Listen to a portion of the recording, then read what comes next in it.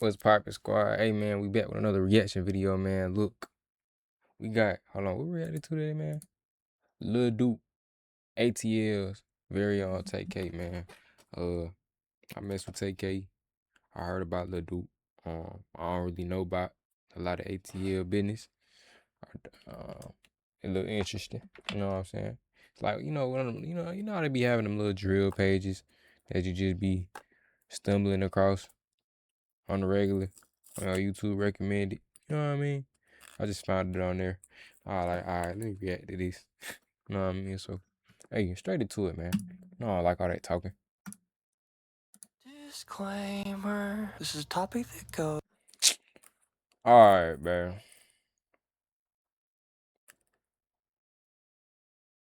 The next 30 seconds. The next 30 to 60 seconds is gonna determine if I'm gonna finish this video. I'm not gonna lie, bro. Could I just hold on, bro? Goes way deeper in the depth I'm diving into in this video. This video is not a Bro, I put my ear again. Hold on, bro. Why is he talking like that? breakdown of Atlanta gang politics. In this video, my plans take an overall look at Lil Duke's life and legacy, commenting. Is this AI? This gotta be AI. What I feel could let him indicate of all the street politics, and explaining how I feel Lil Duke is a prime example of the short shelf life of drill musicians, with him being on the run for over 2 years, escaping police 4 separate times, only to crash really badly on the 5th, killing his friend and mangling his leg. Bro, for real is the TK of Atlanta. I don't care what anyone says. Thanks. I hope you enjoy. Vincent Steele, better known by his stage name, Lil Duke, is a very prominent figure in the Atlanta drill scene, specifically coming into prominence around the years of 2023. Bruh, his voice throwing the AI voice or something, whatever this shit is, bro. This shit getting on my nerves, bro. I'm not gonna lie. But I'm gonna go through with it, bro. 2024. Though his name being connected with all manner of criminal activity and gang shit in the Atlanta underworld caused his name to be kinda buzzing before even then. Lil Duke would even be seen around many of the poppin' artists in the scene, examples of which being Baby Kia, Lil Waddy and them, and even later he'd link up with Baby Drill and all of them after the backdooring of Baby Kia for his gun. This ain't even mentioning the fact that Buddy is taking FBO Manny's title as GSB's biggest op by getting away from GSB on 4 separate occasions, before he'd eventually crash and end up arrested, of course. This is the story on Atlanta's very own TK.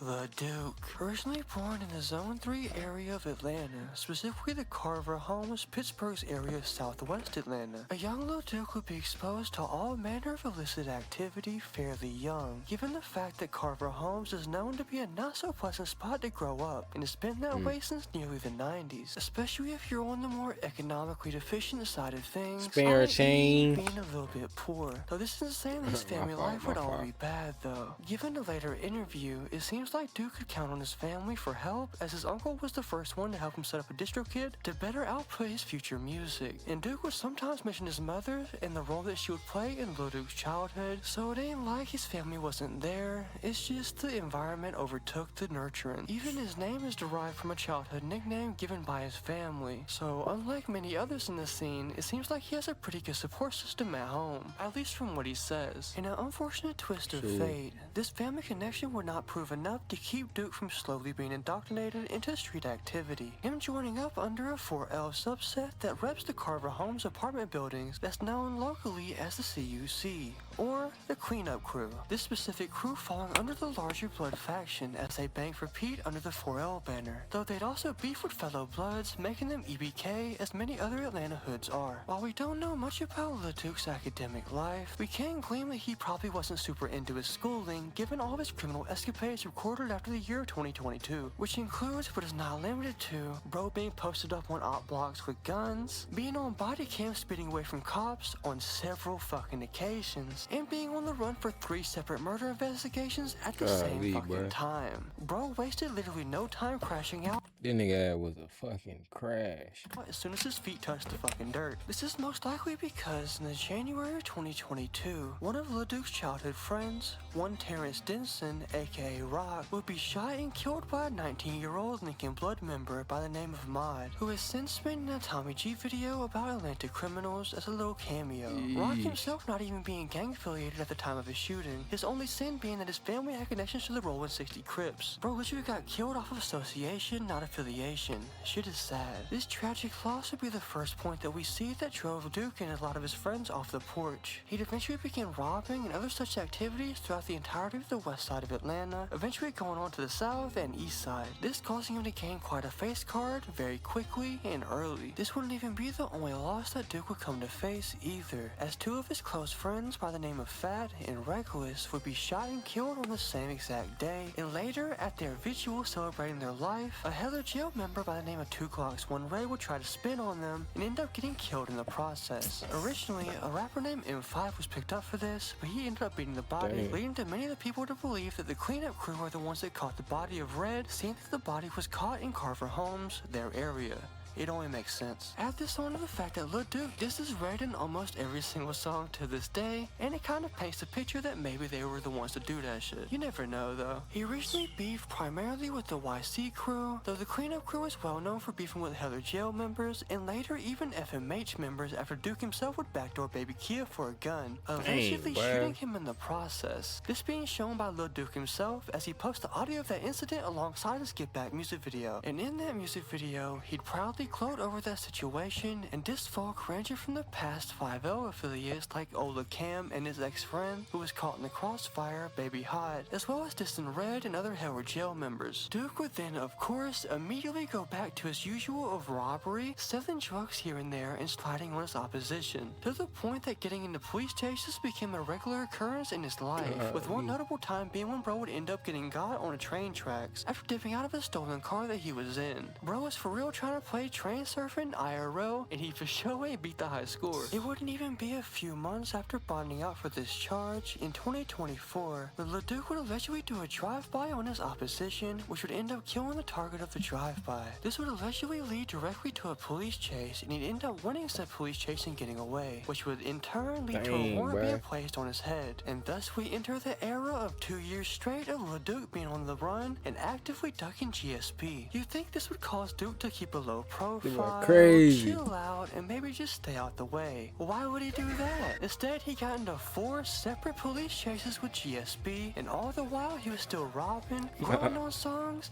and hanging out with industry giants like Baby Drill and Nudie and them. Lil Duke's luck wouldn't run out until around April of 2026, when an off-duty police officer caught Lil Duke and the guy he was with attempting to break into cars. This would culminate in yet another police chase, though tragically, this one would end with Lil Duke smashing into a transformer box, and Duke himself flying out the vehicle, mangling his leg in the process. At the same time as all this, a giant electrical fireball would hit the car because of the transformer, and it would fry the vehicle itself, killing the friend of Lil Duke that was in it. After getting into police custody, he'd be lifelined to the nearest medical center due to the severity of his leg injury, and after he'd heal a little bit, he would be hit with 20 separate charges he racked up while being on the run, right after the hospital. 3 alleged ties to murders. The murders he'd allegedly done while already being out on a warrant for murder. Bro genuinely did not give a fuck and did not know when to stop. It's almost been 3 months since that day, and it seems like Lil Duke is still in the care of the jail hospital as the injury to his leg is seeming more and more like a permanent injury, almost as a karmic reminder of the path he's chosen and how detrimental it is to his life and the life of others. As you might have noticed in this video, I didn't touch much on Lil Duke's music videos or music in general, and that's for good reason, as I fully believe Lil Duke's street activity and underworld face card is what led to a lot of his popularity. As to put it bluntly, musically, he ain't doing all that much that's unique. He disses a lot, but then again, everybody in Atlanta disses a lot. It's almost as if the music was the background for his criminal antics and his story. If you do want my coverage on the more music side of shit though, be sure to check out my old video on Lil Duke. Some of that information is incorrect or outdated, but the music video part is still very solid. Here's hoping that bro is not permanently disabled, as I don't think I'd wish that on my worst enemy. Seeing how young Duke threw away his life is a very valuable example of it seemed like the video pretty much on top of bro voice. Or, I don't know if that's AI or something, bro, but that's insane. That junk got to go. I don't know, man. But hey man, y'all can't be crash outs, man. Don't crash out, man. Y'all see this? It say ATL's very own TK. I don't see how he can put Lil Duke and TK in the same category. I ain't gonna lie. I don't know. I think TK just went on a run. I don't think I ever heard of anything of TK going on high speed chase, doing all this crazy extra shit, man. That junk crazy, bro. These young niggas don't be caring, boy. I'm telling you, man. Well, hey, that's gonna be the end of the video, man. Hey, till next time, y'all. Y'all let me know if y'all want some more videos, man. For sure, ski. Y'all, like, subscribe too. I'ma aim for 10 likes. Yeah.